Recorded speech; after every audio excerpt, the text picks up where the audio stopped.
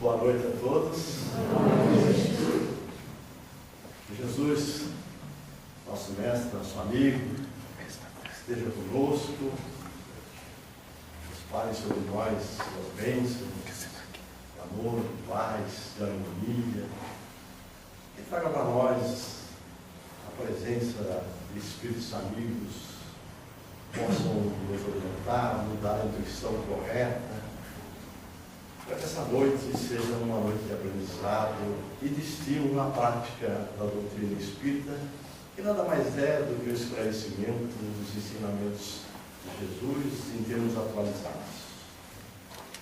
Que os espíritos encarnados que aqui também comparecem para estudar conosco sejam bem-vindos e que a noite seja plena de realização para todos nós. Que valha a pena ter saído de casa segunda-feira à noite, comparecer da CELP, para falarmos sobre as leis morais e, no caso de hoje, de modo específico, sobre a lei do progresso. A palavra progresso desperta em nós, em termos imediato, uma ideia de desenvolvimento, de crescimento econômico.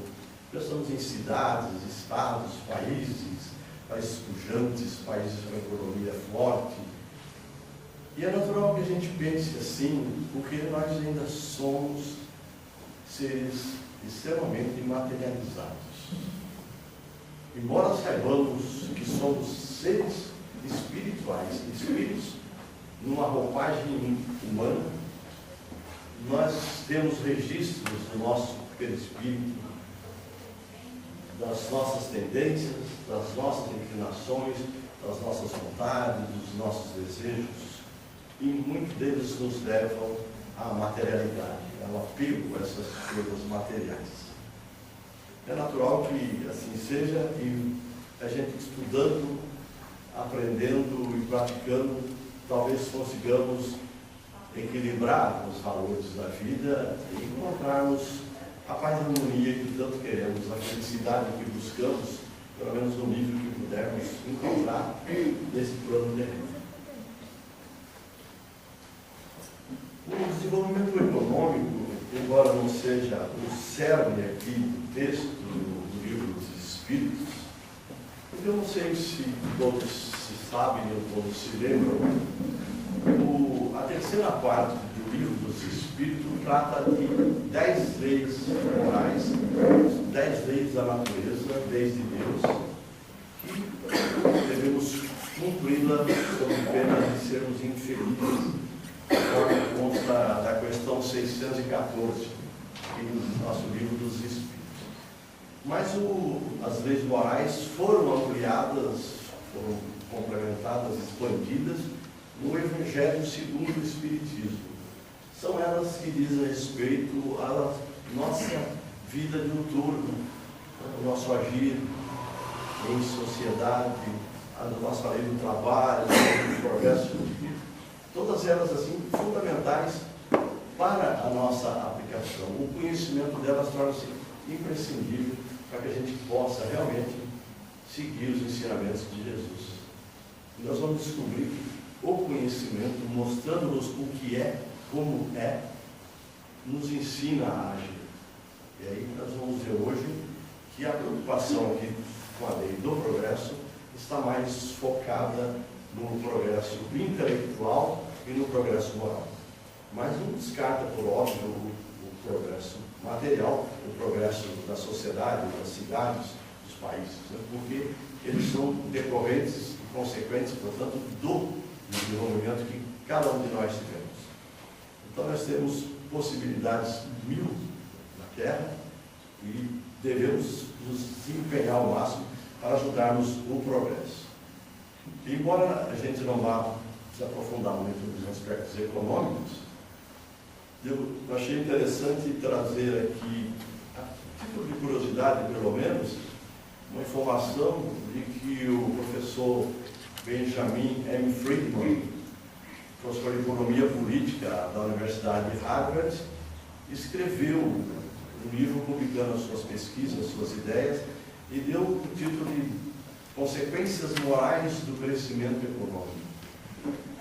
e mostra a ele que o desenvolvimento econômico tem uma afetação no caráter moral, né, da sociedade. Ele, como desenvolvimento, ele traz uma situação de mais conforto, de mais tranquilidade e transcende aspectos puramente econômicos e pode repercutir na própria democracia, nas relações humanas, porque cria novas oportunidades, facilita a existência, a vida das pessoas que estão naquele espaço. Ao contrário, o senso, a estagnação, a recessão já nos traz aspectos negativos, porque nos mostra as dificuldades da vida, o desemprego crescente, o pouco que se tem para conviver, para repartir, cria-se uma certa animosidade, o ambiente político sofre mutação grandiosa, a democracia às vezes passa a ser ameaçada. Nós sabemos, porque vivemos num país em que estamos numa época histórica sem precedentes, me parece, embora eu já tenha uma vida razoavelmente longa, mais longa que vocês, por certo, eu não me lembro de ter vivido uma situação tão catastrófica como essa história que nós passamos do ano passado para cá, essa questão do mar de lamas que foi revelado nessa operação Lava Jato, e com a tentativa de mudanças dessa busca, às vezes desenfreada, um pouco desencontrada, e nós vimos as dificuldades que existem, né, o desemprego crescente, e até então, nesses movimentos de redes sociais, tudo, algumas pessoas desesperadas com o caos da vida resolveram que era hora dos militares voltar a tomar conta Eu, com todo respeito, eu passei a minha juventude, minha idade adulta, jovem, sob o regime militar. E não vejo razão nenhuma que nós entreguemos a administração do país, que é dentro da sociedade civil, para militares, como ditadura, porque ditadura nenhuma é boa, nem de direita, nem de esquerda. E se nós fizermos uma pequena análise do mundo, não há grande país do mundo que tenha sido construído na ditadura. Todos eles foram democraticamente eleitos, com toda a eficiência da democracia, com alternância de poder, participação do povo. E aí é importante que a gente se prepare, se aprimore e possamos contribuir para que o país se torne melhor. Então, dentro desse aspecto de progresso material, progresso das civilizações. E é uma situação que eu já falei aqui uma outra vez, mas eu até acho que falei do FMI na época equivocadamente. Existe uma ONG chamada Oxfam, uma ONG britânica, que fez um estudo e disse que em 2016, 1% da população mundial vai deter o que os outros 99% detêm. Então vejam, senhores e senhoras, a dificuldade que é a redistribuição de renda nesse mundo que vivemos. Né? 1% apenas, tendo o que 99% tem. Além disso, há uma informação de que apenas pouco mais de 60 pessoas no mundo são bilionários.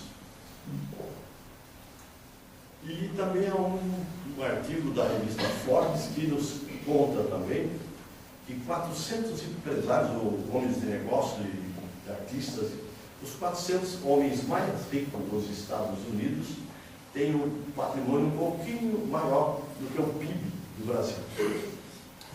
Nós temos 2 trilhões e 200 e tantos bilhões de PIB, eles têm 2 trilhões e 290 e tantos de PIB. Então, essa concentração de renda, com certeza, nos mostra que há alguma coisa em desequilíbrio e que há razão de ser de muita tristeza, muito sofrimento. Mas isso é uma oportunidade que nós temos de trabalhar e procurar corrigir, para nós entendermos que seja distorção.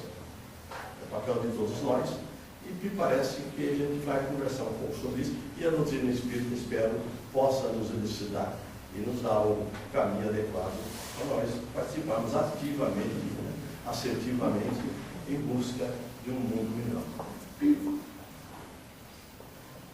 O Allan Kardec, todos nós aprendemos, era um intelectual de grande envergadura, de grande conhecimento, estava perfeitamente antenado com as ideias dos filósofos iluministas da Idade Moderna.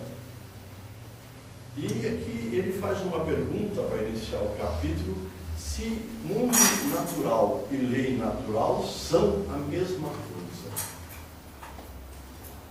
Kardec com certeza sabia a diferença existente, mas a preocupação dele não era com ele, mas sim com as pessoas que, sem conhecerem todos esses detalhes, poderiam ler o Livro dos Espíritos e procurar a orientação segura e necessária. E isso é interessante para a gente pensar assim: se eu não souber conceito do que seja mundo natural ou mundo de natureza, estado de natureza, o que é lei natural, eu não vou entender a pergunta do Kardec. Os Espíritos, claro, respondem que não são a mesma coisa, que o mundo natural é a infância, é o berço da civilização, é o berço da infância da humanidade, e que as leis naturais são leis divinas, leis universais, leis que devem tocar a todos, em todos os quadrantes do mundo. São essas leis que devem nos encaminhar para uma postura melhor e adequada. Essa questão, eu falo que o Kardec sabia, porque em 1651, um filósofo inglês, Thomas Hobbes, publicou um livro chamado Leviatã, e ele trata exatamente do estado de natureza.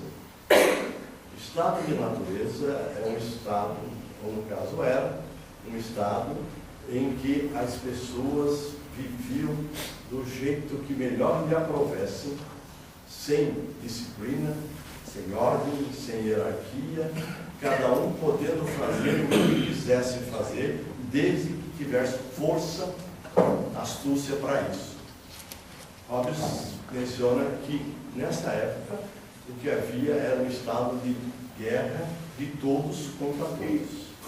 E era, então, um mundo de hostilidade, um mundo de medo, porque poderia haver traidores, traições, armadilhas, tocaias a todo instante, e quem quisesse alguma coisa pegaria, se tivesse força e competência ou astúcia suficiente para tomar para si. E deveria também manter esses mesmos dedicados para manter o bem em seu poder. Então era uma época de conturbação plena. Morriam os mais jovens, os mais fortes, os mais hábeis. Quem é que ficava para cuidar de mulheres e crianças, que velhos naquela época praticamente não viviam? Quem é que ia pescar para alimentar, caçar, colher frutas? Isso foi criando problemas sérios e foram sendo interpretados e entendidos pelos seres humanos daquela época de barbárie, porque também foram saindo alguns espíritos e entrando outros um pouquinho mais esclarecidos e foram criando uma nova visão do mundo e chegaram à conclusão que era preciso cada um ceder um pouco, criar uma instituição abstrata que tomasse conta, que regesse a vida de todos, que administrasse, que aplicasse a lei, a justiça, que assegurasse a propriedade privada. Então, eles entenderam que esse era o ideal naquele momento de vida. E essa é uma narrativa que Hobbes faz, John Locke também trata da matéria, para mostrar o surgimento da sociedade civil organizada. A partir de então, formou-se o Estado.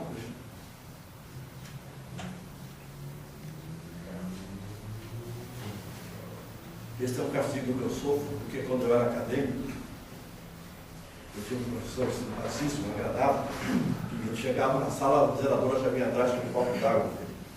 Então, o copo resolveu me seguir. Então, nós temos essa situação que percebemos que não era o caso de continuar naquela matança, naquela discriminação. Era preciso mudar e mudamos. Né? E de lá para cá nós temos procurado aprimorar a nossa legislação, o nosso relacionamento humano, tudo isso em razão de acontecimentos que nos tornaram sofredores. A dor tem sido o nosso grande professor. Então nós percebemos que eles entenderam a necessidade de mudança. E aí nós temos então o que o Kardec traz aqui na divisão como a marcha do progresso. Esse progresso, ele é ensinado ao homem, o homem aprende a trabalhar com ele, como é que isso funciona. Então nós vamos perceber que o ser humano aprende a convivência, a importância de bem se relacionar, e aí nós temos a lei de sociedade, que já falamos, né? Alguns aprendem com mais facilidade, com mais rapidez, mas isso é porque nós estamos aqui numa mistura de espíritos mais novos e espíritos mais velhos, um sabe mais, outro sabe menos, mas cada um tem uma aptidão diferente, e nós juntamos essas nossas aptidões e podemos fazer o que é necessário fazer, o que é melhor para a nossa sobrevivência, para a nossa sociedade. Então nós vamos fazendo isso e conseguimos então desenvolver a nossa coletividade. E aprendemos também que o desenvolvimento intelectual se dá de maneira muito mais fácil e muito mais rápida do que o tal de desenvolvimento moral. Se nós olharmos um pouquinho para a história do passado, e vamos lembrar a dificuldade que se teve um dia de dominar o fogo, encontrar uma roda para carregar mercadorias, descobrir um vapor, procurar vapor, e daí para frente tudo que vem acontecendo, onde é que nós chegamos hoje com essa tecnologia de informação, aeroespacial, tudo isso, nós vemos que há um profundo e grandioso desenvolvimento de natureza intelectual. A inteligência, segundo nós aprendemos na lei do trabalho, ela é provocada e desenvolvida através do trabalho, porque o trabalho é que nos estimula a fazer a coisa certa, e daí que a gente faz, repete, até que com erros e acertos a gente acaba aprendendo e desenvolvendo a nossa inteligência. Então, o Kardec, dentro dessa ótica, ele pergunta, mas por que povos desenvolvidos são mais pervertidos às vezes do que os outros? A explicação desse espírito é justamente essa, é que o problema do intelectual, o problema do desenvolvimento, da competência, da inteligência, não é o mesmo do desenvolvimento moral. É preciso que haja, então, um desenvolvimento moral que alguém pode trabalhar com muito mais tranquilidade, ter uma vida diferente. Uma vida que a gente percebe do que o Aristóteles chamava de um homem virtuoso, né? Alguém que a gente admira, respeita, porque ele conseguiu aproximar o intelectual do moral. Existem pessoas que assim conseguem, mas são minorias no universo. Existem pessoas que têm um desenvolvimento moral transcendente, né? Se a gente falar aqui de Chico Xavier, por exemplo, que é da nossa seara espírita, mas para não ficar assim com uma panelinha espírita, vamos falar de Madre Teresa de Calcutá também, né? E outros grandes espíritos, que são pessoas que tiveram um desenvolvimento moral fantástico. E a gente admira muito, mas tem dificuldade de fazer o mesmo. Mas vamos chegar, porque o que é importante para nós, e aqui a bênção e a justiça da reencarnação é que nos anima, nos alenta. Porque se nós não tivermos a oportunidade de resolver hoje, nesta vida, nós temos certeza que aprenderemos muito no plano espiritual, reforçaremos a nossa estrutura psíquica e voltaremos aqui com toda a possibilidade de bem trabalharmos e de repararmos os equívocos já cometidos. Eu só tenho uma certa preocupação, porque nos informam os espíritos amigos que o planeta se prepara para ser planeta de regeneração. E aí nós vamos ter uma mudança bem radical, sairemos de provas e expiações, onde predomina o mal, para um mundo que vai predominar o bem. E aí a minha preocupação comigo mesmo, estarei eu preparado para um momento desse, para um país, um planeta onde só os bons virão? Aí é difícil. Aí eu faço aquela autoanálise, né? Dentro do princípio do autodescobrimento, vou lá na Joana de Anjos, pego o livro Autodescobrimento, leio aquelas coisas todas e só encontro lá que me anima o auto-perdão. E ela diz que você não aumente a sua culpa. Você fez o que você fez porque você sabia fazer isso. Se você soubesse fazer melhor, você faria melhor. Então fique em paz, tranquilo, que com o tempo tudo vai dar certo. Então eu fico tranquilo, sorridente e continuo levando a minha vida. Talvez corra um risco com isso, que nós todos podemos correr, é de afrouxar um pouco esse costume.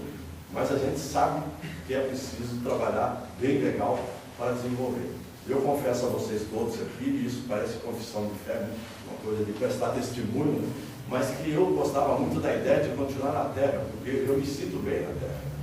Talvez que minha vida espiritual não seja tão boa, mas eu me gosto aqui, me sinto à vontade, me relaciono bem, tenho a felicidade que eu acho que posso ter sem reclamações.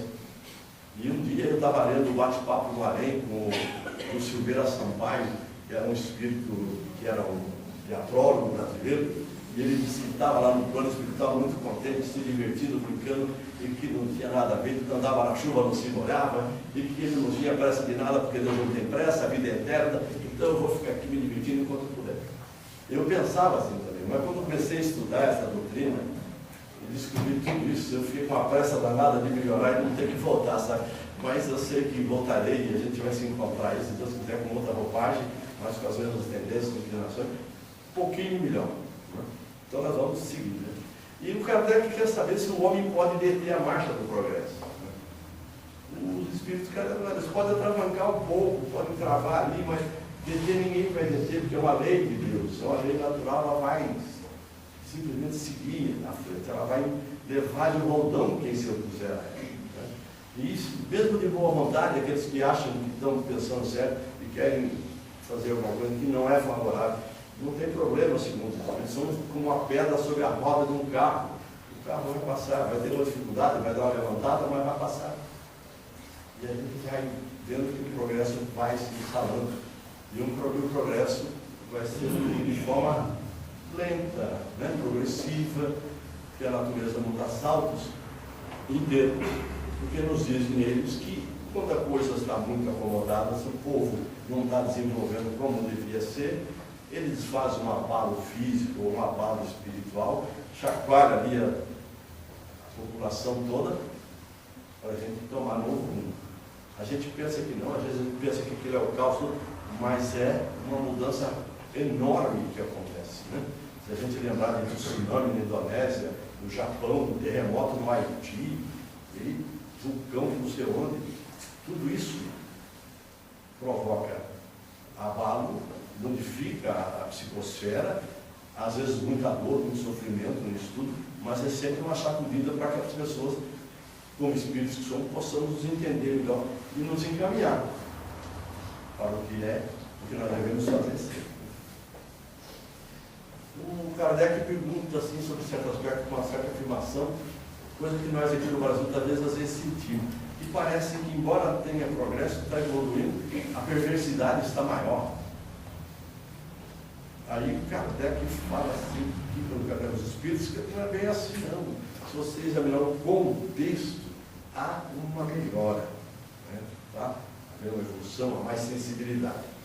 Tem um filho de um psicólogo americano, não sei se é o Steve Pinker, ele fez um estudo e disse que o mundo melhorou em termos de violência, né? Comparando todas as guerras já existentes, todas, desde a antiguidade até agora, que há uma melhora nesse nível. A gente tem uma visão um pouco preocupada no Brasil, porque nós temos focos assim, de rebeldia, de criminalidade muito grandes, né, que nos assustam a todos. Né? Então, parece que está melhorando. Mas se não estiver melhorando, então os espíritos só estariam equivocados com a afirmação. Nós temos que olhar para o mundo como um todo, e às vezes a gente fica no foco assim, você pega um morro do Alemão do Rio de Janeiro, com troca de bala para lá para cá, bala perdida matando, ou pega um menino de 10 anos dirigindo um carro furtado e dizem que atirando e trocando tiro com a polícia, levando um tiro na cabeça e acabando por ali. E aí eu escutando alguém falar, graças a Deus que mataram, que ia ser um bandido a menos, que no futuro ia ser terrível.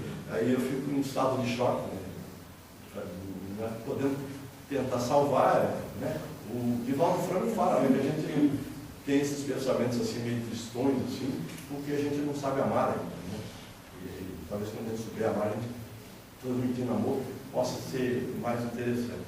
E eu aproveito aqui com a licença de vocês para fazer só um pequeno parênteses, porque nós fazemos uma atividade assistencial lá no Guaiapó, no Encontro Fraterno Luiz Vasconcelos, que é a obra assistencial do Caminheiros. E 3 semanas, acho, atrás, uma das nossas companheiras lá trabalhadora, espírita, fantástica, devotada, numa sala com crianças de 10 a 12 anos, tentando trazer uns meninos à ordem, né? Porque ele pegou um outro, deu um soco, o cara caiu, ele subiu em cima e ficou batendo, tipo MMA mesmo, o UFC, assim. Ela foi lá para separar e ele bateu nela. E ela se machucou, mas ela não se deixou levar. Ela abraçou ele, segurou, falou que amava ele, que estava ali para ajudar, que ele podia contar com ela, que a casa ali é de Deus, é de Jesus, é de amigo. E foi. Passando um dia, semana mais ou menos, na outra semana, ele não queria fazer atividade, ela sentou para fazer atividade com ele. Aí ele fez um desenho assim, escreveu assim, uma pessoa de braço aberto. Assim. Mas o que é isso aí? É você, prof, é você que está sempre de braço aberto para, né? Aí ele pegou outro menorzinho e foi de braço aberto. Falou, quem que é? Sou eu, estou prendendo os braços também. Então é um negócio que choca, né? Emociona e dá esperança. Então, se fôssemos agir assim, conforme o nosso instinto mais natureza, dava nos tabefes, punha para fora, acabou. Mas era com essa evidência toda, com esse coração generoso, e claro, com toda a inspiração da espiritualidade, que se não pode deter o ataque, pelo menos dá condição de alguém para sofrear esse ímpeto, né? Então é uma coisa assim que me deixou muito emocionado, e eu quero compartilhar com vocês essa emoção, espero que vocês se arrepiem também, tá? Até porque tem um calor danado, a gente vai arrepiar, faz até um mês. Mas o que é que pode ser pior, pode emperrar, ou tentar emperrar o progresso? Duas coisas que nós sabemos, tanto como espíritos que somos: o orgulho e o egoísmo. Essas duas chagas da civilização, da humanidade, conforme consta no Evangelho. O egoísmo que é? O egoísmo é essa certeza que eu tenho que sou melhor que todos vocês. Né? Na verdade, o orgulho. E o egoísmo, todo mundo deve saber que ego significa eu em latim. O ismo vai significar um inchaço, uma inflamação, uma doença. É um eu doente, alguém que quer para si, pouco se importando com os limites. Eu até acho interessante aqui lembrar do ensinamento da Anete Guimarães, uma palestrante espírita, quando ela faz uma colocação assim, porque a gente fala muito de orgulho e vaidade, né? Orgulho e vaidade, e a gente fica assim, mas o que é uma coisa, o que é outra? Né? Então ela tem essa explicação que me pareceu assim, bem didática. O orgulho é a certeza que você tem que é melhor que os outros. Vaidade é a necessidade que você tem que os outros saibam que você é melhor que eles. Então, nós temos orgulho, temos vaidade, temos egoísmo, ou podemos animar de tudo isso. É bom entender que, por exemplo, conforme diz o Sérgio Luiz Lopes, que é um psicoterapeuta gaúcho, ele escreveu um livro sobre leis morais e transtornos mentais, que ele fala que a criança precisa ser egoísta. É da natureza dela, por causa das necessidades que ela tem de ser atendida, de ser acolhida. E é até por isso que todos nós temos os olhos voltados para crianças quando estamos no ambiente em que elas se encontram. Estamos sempre olhando se elas não estão fazendo alguma coisa que possa machucar, se os pais e a mãe estão perto, se estão sozinhos. Então, no caso delas, há essa necessidade, até o momento em que passa a idade da razão, que já consiga conviver melhor.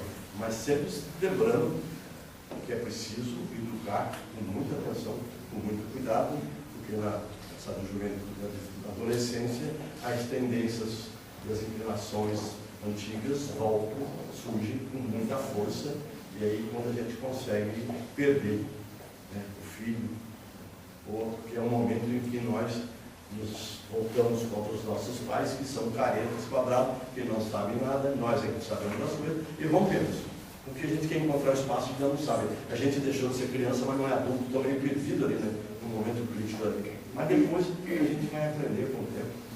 E, curiosamente, conforme envelhecemos, principalmente quando temos filhos, voltamos correndo, né, abraçamos nossos pais, nossas mães. Olha que maravilha, vocês ensinaram tanta coisa, eu só fui aprender agora com essas crianças que nasceram para me ensinar isso. Mas a gente aprende e a gente vai fazendo isso, e é progresso. Né? Progresso moral. Pega fogo. O Kardec fala de povos degenerados, né? Povos que tiveram uma ascendência, um sucesso, e de repente, em convulsões, guerras e coisas, acabaram voltando praticamente ao estado de barbárie. Isso é porque há uma mudança de espíritos do planeta ou nessas localidades. Até os espíritos fazem uma colocação assim, bem didática, né? Assim, você é pobre e mora num casebre, fica rico e vai morar num palácio. Eu não sei se vocês já perceberam, lendo dos espíritos, por cada época, possivelmente, eles falam muito em palácio, falam muito em general, são figuras muito marcantes da época, né? Hoje a gente falaria numa mansãozinha, um duplex, talvez, ou quem sabe uma casa de condomínio fechado. Mas então, aí esse casebre que você deixou para viver no palácio, porque você ficou mais rico, ele passa a ser ocupado por quem não tinha nada. Para esse que não tinha nada, você quer uma maravilha. É um teto que eu encontrei na minha vida, uma conchilha. Então cada um vai se adaptando nos seus locais, né? E já o Hélio Jaguaribe, que foi um historiador brasileiro com certa boa reputação, ele escreveu certa vez um livro sobre os impérios, e me parece que tinham ruído já 16 impérios na história da humanidade, né? A gente sabe, falar assim, Império Romano, todo mundo que ouviu falar sabe, já foi na época. Teve um tempo que a Inglaterra estava muito poderosa, hoje são os Estados Unidos, e nós assistiremos, se continuarmos vivos, o sucesso da China. Nós somos amigos, será que veremos ou não veremos? Eu me lembro uma vez que o Paulo Francis era um escritor do Pasquim, na época antiga, isso, e ele foi trabalhar em Nova York. Ele falou assim na entrevista que ele deu na época: eu estou contente porque eu estou indo para os Estados Unidos para ver a derrocada do Império lá de dentro. Ele já foi embora, os Estados Unidos continuou, né? Então, acho que enganou um pouco a percepção dele. Mas é uma questão de tempo, que tudo que é estruturado em termos materiais tem seu momento de decrepitude, seu momento de queda. Se você tiver um império formado em aspectos morais, né, de caridade, de fraternidade, de bem-estar, de relacionamento harmonioso, de atender as necessidades que são mais fracos, a legislação que atenda a todas essas. É claro que você vai ter um império para sempre, né? Mas parece que por enquanto isso é lá no outro plano. Aqui ainda não está liberado o alvará. Kardec queria saber se, com o tempo, nós poderemos estar nos reunindo numa só nação. Né? E os Espíritos falam que nós vamos poder, realmente, estar num bom nível de relacionamento, bem evoluído, mas as diferenças climáticas, culturais, ambientais, vão fazer com que continuemos com as separações de continentes, de países. Isso não vai ter uma só nação, um só idioma. Pelo menos esta é a informação. E a civilização, conforme nos dizem os Espíritos, é um estado incompleto ainda da evolução, porque ninguém passa da infância para a fase adulta sem passar pela adolescência, puberdade, juventude e aos poucos. Então é necessário que haja um encaminhamento paulatino para que a gente possa ter uma civilização mais tranquila, uma civilização sem grandes dificuldades, né? E ela só se depurará quando nós todos tivermos um melhor nível moral, né? Porque todo o desenvolvimento vai ser dependente da ação de todos e cada um. Vai ser a soma da nossa bondade que vai fazer o mundo se tornar bondoso. Se nós não formos, o mundo vai continuar refletindo o que nós somos. Então, essas questões de fluidos que passaram aqui hoje, que estão aqui, dependem do nosso pensamento, e o nosso pensamento, conforme diz Jesus, nasce do nosso coração, vai ditar o clima, o ambiente, a harmonia, o bem-estar, ou não. Depende de cada um de nós. Kardec busca saber também sobre o progresso da legislação humana. Será que ela não poderia viver só com as leis naturais? A resposta todos nós daremos, não daremos? Sim, claro. As leis naturais são ótimas, são leis de Deus, não precisa de mais.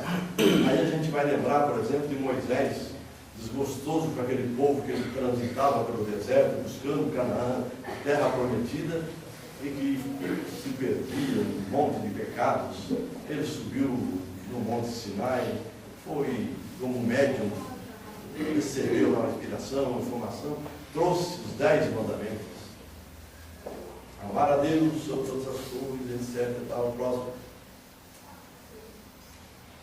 O Moisés publicou mais de 500 ou 600 leis e decretos para conseguir controlar aquele povo todo. Os 10 mandamentos não serviram para nada. Até porque quando ele chegou lá embaixo, o pessoal já tinha reunido ouro e feito o bezerro de ouro, estava na maior adoração, na maior farra.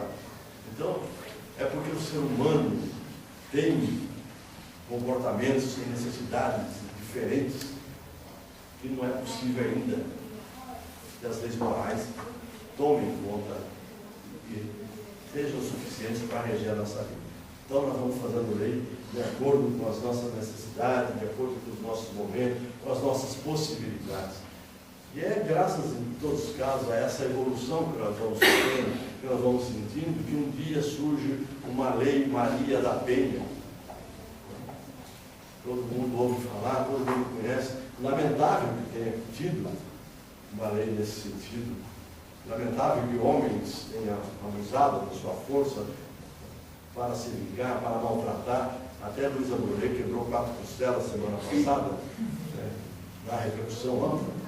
Então apanham de classe A, classe C, D, E. Isso seria melhor que não tivesse. Não seria tão melhor que não precisasse surgir a lei Menino Bernardo, a lei da Palmada, que pais, mães, padrastos, estivessem matando filhos inocentes, crianças desguarnecidas, desamparadas. Né?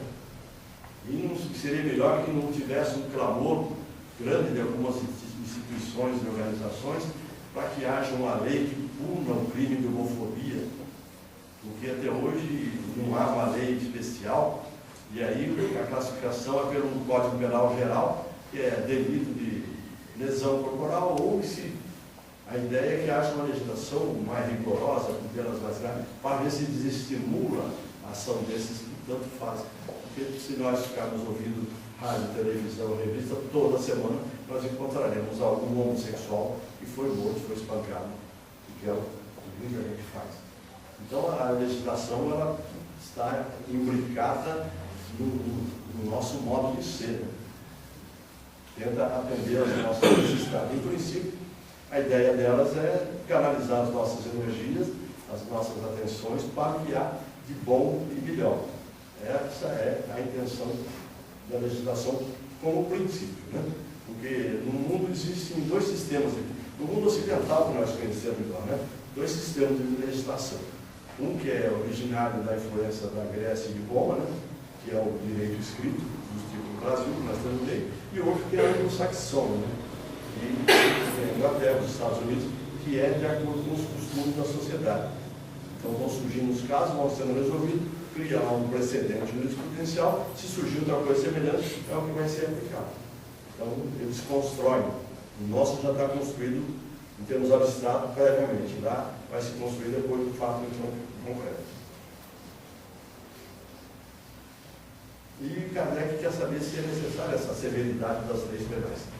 Os espíritos esclarecem que sim, enquanto a sociedade tiver com essa dificuldade, tiver certa ferocidade das relações, é preciso que a lei seja o mais rigorosa possível, porque o que a lei pretende é regular a vida da sociedade e, no caso das leis penais, pretende desestimular a prática criminosa. Mas isso, na verdade, não resolve.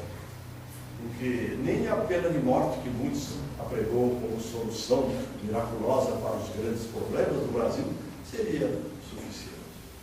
Porque estados americanos onde tem pena de morte, tem índice de criminalidade maior do que os onde não tem. Existem sempre muitos loucos que adoram uma possibilidade de aparecer na mídia, né, como serial killer ou como quem quer que seja. E não há quem segure, não há lei que evite isso. Né? Poderia evitar seria um tratamento.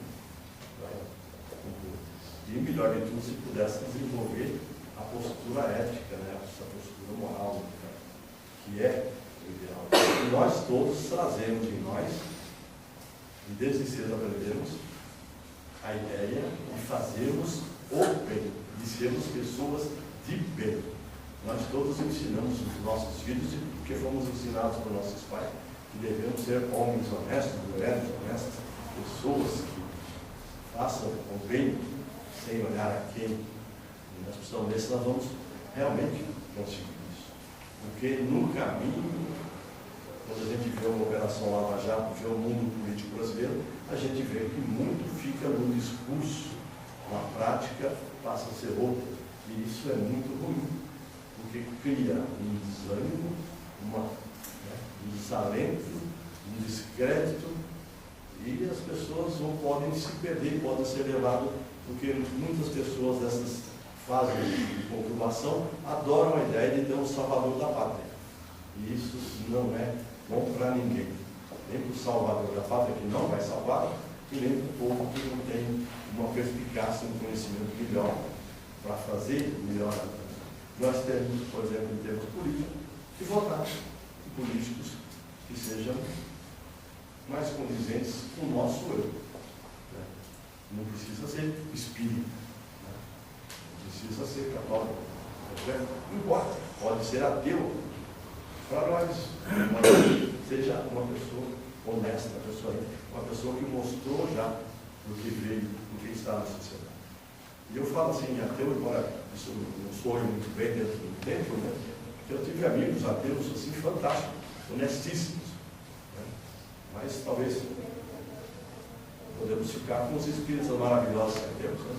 Se bem que eu não sei muito dos políticos, eu me lembro muito do Freitas Nobre, que era deputado federal de São Paulo, ele era espírita, assim, trabalhador, bem conhecido. Hoje o que a gente vê mais é a bancada evangélica. Aliás, a bancada evangélica, devido ao respeito que pode merecer todo mundo, é uma das grandes obstrutoras da lei contra a homofobia. Eles não só não querem que isso apareça, não suportam a ideia de estarem falando do orgulho gay, e até fazem uma propaganda de possibilidade de curar os homossexuais, como alguns têm feito. Né? Então, a questão é muito complicada. E o último tema ali que o Kardec traz é a influência do Espiritismo no progresso. O Espiritismo nós aprendemos, foi codificado por Allan Kardec, que teve por base a filosofia, a ciência e a religião. A filosofia, nós sabemos, é essa ânsia, essa vontade de descobrir a origem, a essência das coisas. Esses pontos diante da vida que tomou os filósofos desde a Magna Grécia e vem trazendo até hoje, né? E muitos querendo saber por que eu nasci, por que eu estou aqui, por que eu vou morrer, por que isso? Né? E essa preocupação foi crescendo e surgindo novas indagações, né? E surgiram, então, manifestações espíritas, na época, principalmente do país, da Europa, as mesas, né? As mesas que batiam, girando, aquela questão toda, que virou uma brincadeira de salão, mas que depois Kardec foi provocado algumas vezes por uns amigos da respeito. Aí, quando falaram para ele que a mesa não só batia, não só dançava, como respondia as perguntas, com umas pancadas codificadas como letras, ele falou: bom, aí tem coisa inteligente atrás. Porque, que eu saiba, a madeira não tem essa inteligência toda, né? E aí foi quando ele foi pesquisar. Então, essa curiosidade do filósofo, né? A ciência está na comprovação, na experimentação, na constatação, está na manifestação do fenômeno que se revela.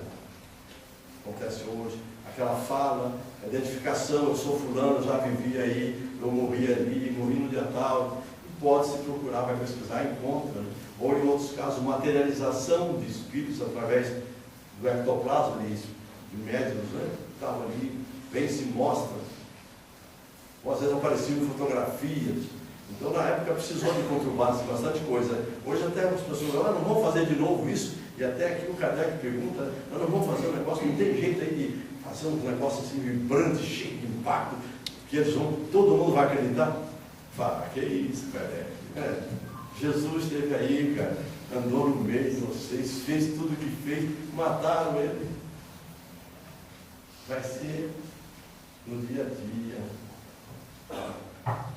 passo a passo, dia a dia, mês a mês, ano a ano, vida a vida, até aprender, porque quem não aprendeu com a existência de Jesus não aprendeu com mais nada. Né? Então, o progresso, o Espiritismo tem influência, né? E nos mostra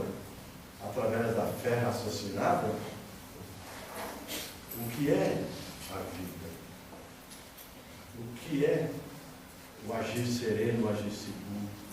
Mostra que não existe um céu e um inferno. Mostra que Deus verdadeiramente é Pai, não nos abandona, não vai virar as costas para nós, não vai conversar conosco como aquele que conversou com o rico, que queria falar com Lázaro para ser atendido. Não vai. Ele vai nos atender, ele vai encaminhar todos os filhos, porque como Pai, como justo que é, não está aí para fazer maldade. Seria uma coisa extremamente cruel, uma criatura ou não criatura, um ser, uma inteligência suprema tão poderosa, fazendo isso com nós tão frágeis seres humanos. Né? Então, o Espiritismo nos mostra tudo isso. Nós temos pluralidade de existências. Viveremos quantas vezes for necessário. Porque daqui não sairemos enquanto não houvermos parado até o nosso dia. Nós vamos sair daqui, vamos para o plano espiritual, encontrar amigos, né, refazer as nossas energias, aprender muitas coisas, sabendo que deveremos voltar, porque lá podemos aprender abstratamente, intelectualmente, mas aqui é que vamos resgatar materialmente os erros cometidos. É aqui que nós pensamos as feridas, eliminamos o remorso e o arrependimento que carregamos por todos os males que fazemos, quando conseguimos entender que agimos errado. É claro que nós precisamos evoluir, precisamos amadurecer, para termos a verdadeira compreensão do que fazemos e do que erramos. No dia que isso acontece, a gente percebe. E a gente costuma fazer formações das nossas religiões de origem, né? Eu, no caso católico, pedir perdão pelos erros era muito comum. Batia na boca ainda, era para doer mesmo. Mas fui descobrir aos poucos que não era bem assim, que eu posso simplesmente pensar, né? E não preciso ficar pedindo perdão, porque isso vai deixar de ser mediado, que é muitas vezes de pedir perdão. Basta compreender o erro cometido e vai, e nunca mais torne a pecar. Jesus já falou isso, né? Então a gente vamos evitar esses erros, né? Então, eu vou concluindo aqui, embora tenha algum tempo ainda, mas eu vou falar aqui uma frase, um texto aqui, rapidinho, que é do Espírito de André Luiz, foi psicografado pelo querido Chico Xavier, de Consta da Renda Cristã. Ele diz o seguinte: o conhecimento espírita é a orientação segura para a vida essencial e profunda do ser. Claro que a evolução é lei para todas as criaturas, mas o Espiritismo intervém no plano da consciência, lhe dando normas de comportamento suscetíveis de traçar caminhos retos à ascensão da alma, sem necessidade de aventuras nos labirintos da ilusão, que corresponde a curvas aflitivas de sofrimento. Esse texto é bom para a gente lembrar aqui, que às vezes alguma pessoa pergunta, é comum às vezes perguntar se o espírita tem uma passagem melhor, né, depois que morre, né? Se nós temos assim um trato melhor no plano espiritual, temos uma vantagem aí, quem sabe, né? Aí eles falam assim, olha, mais será cobrado, aqui foi mais dado, já bagunça a nossa existência. Então, a única vantagem que nós podemos dizer que temos é que depois de passar um estado de perturbação, que pode ser mais ou menos longo, nós sabemos o que aconteceu. Sabemos que deixamos a terra, estamos aí com o espírito em busca de solução. E aí vamos fazer assim o que André Luiz fez depois de 8 anos, coitado. Me ajude, meu Deus, meu anjo, meu Jesus, porque vem me ajudar aqui. E aí as coisas serão atendidas. Ou pede para a mãe é ótima, né? Vocês vejam todos os romances, a mãe está lá resolvendo, a mãe aparece mesmo. Até o Marquês de Sade tem a participação da mãe no livro que o Manuel Floreno escreveu. Maravilha!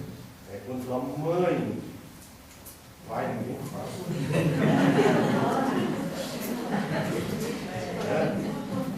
Mas fazer o que? A gente tem erros, né?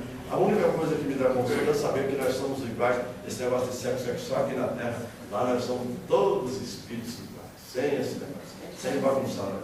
Vamos então com paz e com tranquilidade. Jesus nos abençoe, nos proteja. E eu agradeço a vocês por terem prestado muita atenção enquanto eu tentava desenvolver o raciocínio. Que seja bom para vocês, que seja bom, porque para mim foi ótimo. Obrigado.